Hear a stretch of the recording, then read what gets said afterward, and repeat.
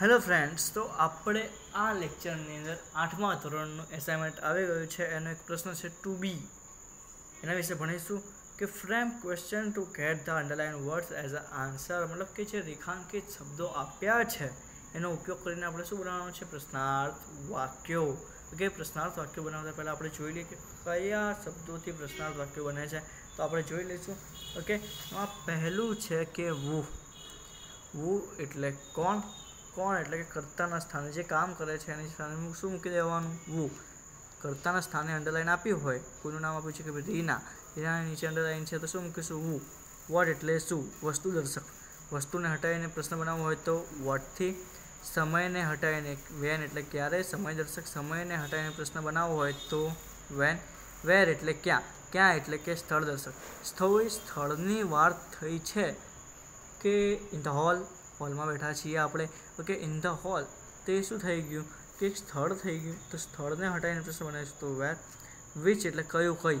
Okay, મારા મમ્મીને પીળા કલરની સાડી ગમે છે. વિચ એટલે કઈ.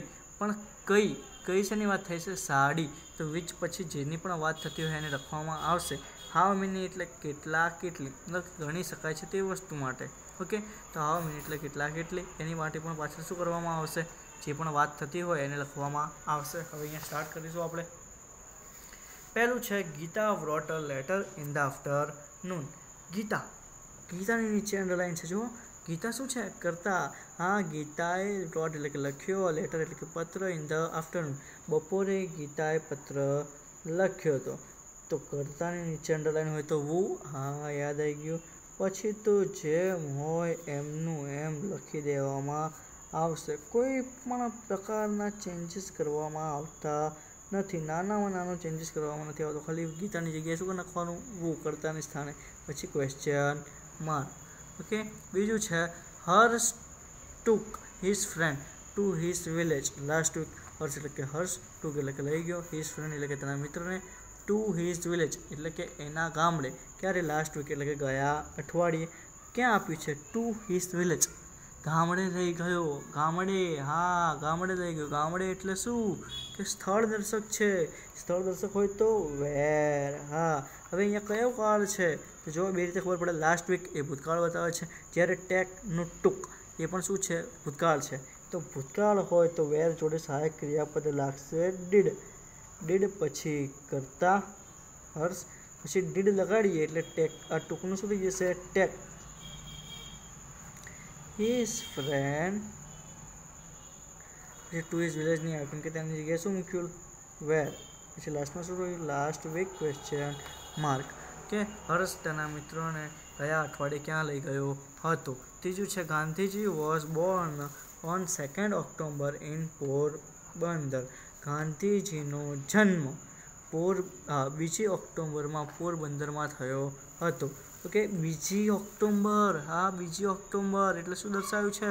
સમય દર્શાવ્યો છે. સમય દર્શકની વાત હોય તો આપણે અહીંયા શું મૂકીશું? વેન. કે વેન. વેન અને વેરમાં ધ્યાન રાખજો કે વેન.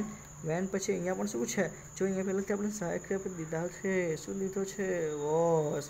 ઓકે, વોઝ દીધેલો છે. તો વેન વોઝ ગાંધીજી પછી બોર્ન. સોરી, મિસ્ટેક થઈ ગઈ. When was Gandhiji Born in Porbandar. Okay, question mark. કે ગાંધીજીનો જન્મ પોરબંદરમાં ક્યારે થયો હતો? તો કે 2 ઓક્ટોબરમાં. ઓકે, ચોથું છે mother put the dishes on the table. Mother એટલે મમ્મીએ, પુટ એટલે કે મૂકી હતી, ડિશિસ એટલે કે વાનગીઓ, ઓન ધ ટેબલ ઉપર. ઓકે, ટેબલ ઉપર મૂકી હતી.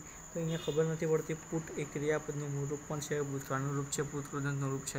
આપણે લઈ લઈએ કે ભૂતકાળનું રૂપ છે. ઓકે, તો અહીંયા લખેલી કે ધ ડિશિસ વસ્તુ કીધી છે. વસ્તુ કીધી છે ને? હા, તો વસ્તુ દર્શક હોય તો વોટ. તમને ખબર જ છે કે વસ્તુ દર્શક હોય તો આપણે શું મૂકીશું? વોટ.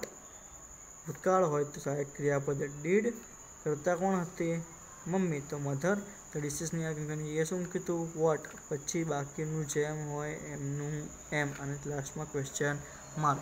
ઓકે, પાંચમું છે Ajay boat 3 kites in the morning. Ajay એટલે કે અજય, બોટ એટલે કે ખરીદ્યા, 3 kites એટલે કે 3 પતંગો, in the morning એટલે કે સવારમાં. ઓકે, અજયે 3 પતંગો ખરીદ્યા. કોની નીચે લાઈન છે? 3 ની નીચે. કેટલા પતંગો ખરીદ્યા અજય? કેટલા આવ્યું એટલે હાઉ મેની ગણી શકાય છે ભાઈ, ગણી શકાય છે.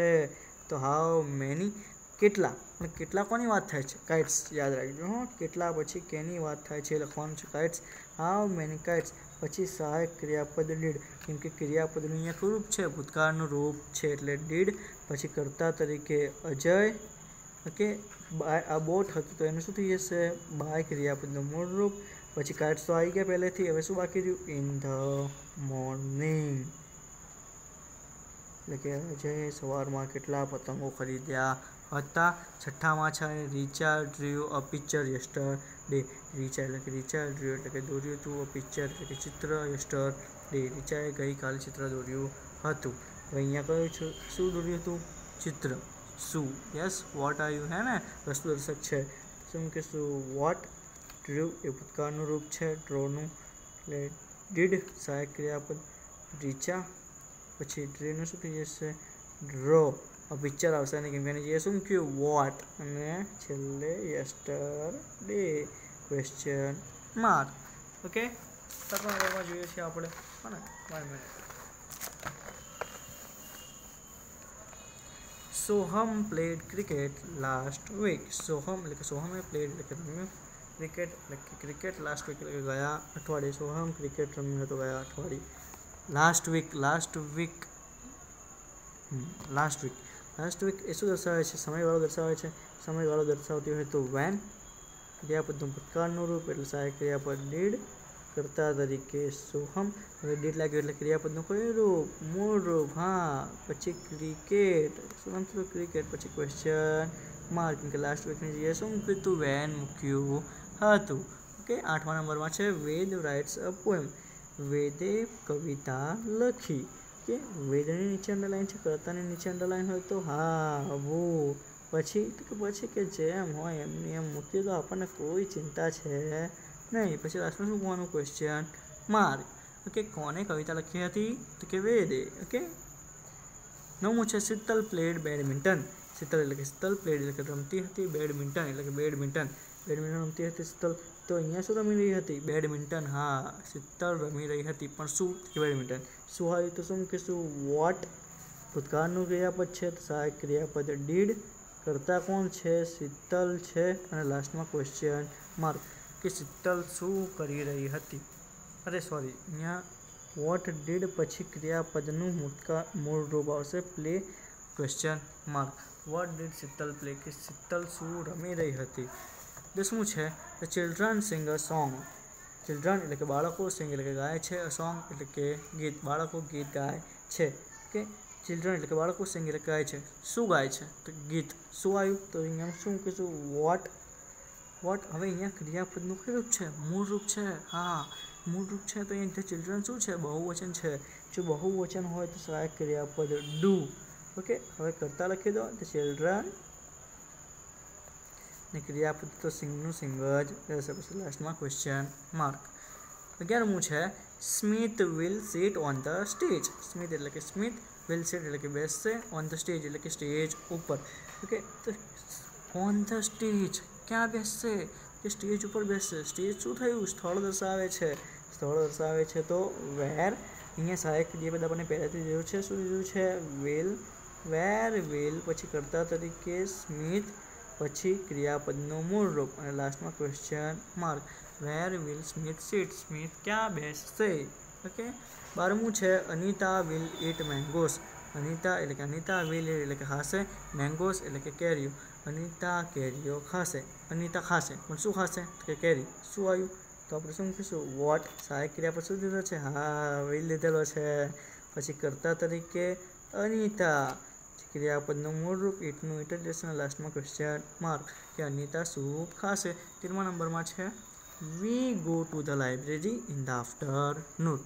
વી એટલે કે અમે બધા, ગો ટુ ધ લાઇબ્રેરી એટલે કે લાઇબ્રેરી જઈશું. ક્યારે? કે ઇન ધ આફ્ટરનૂન, બપોરે જઈશું.